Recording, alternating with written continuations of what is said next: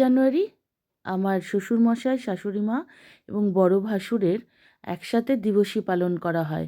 19শে জানুয়ারি পালন করা হয়, কিন্তু সেই অনুষ্ঠানটা মানে তিথি অনুযায়ী 18 জানুয়ারি পালন করা হয়েছে এবছর।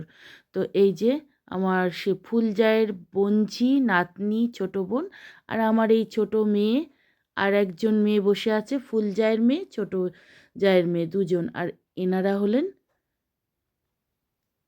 বৈষ্ণবগণ। আর নীল কুর্তা পরে রয়েছেন আমার বড় দেওর। তিলক কেটে কি সুন্দর লাগছে না?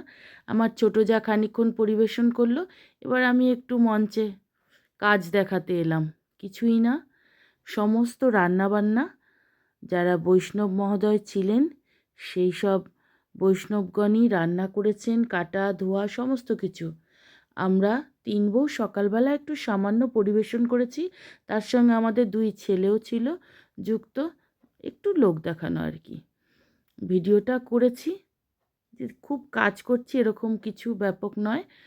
এই আমার ফুলজাও একটু ভাত দিতে চলে এলো, ছোট যা একটু পরিবেশন করলো, আমি একটু করলাম। এই যে দেখছেন না পরিবেশনের আনন্দ দেখেই বোঝা যাচ্ছে যে একটু বেশ দারুণ দারুণ ভাব। আমার ছোট যাকে বললাম একটু মুখটা তোলো, উনি একটু সিরিয়াস ম্যাডাম।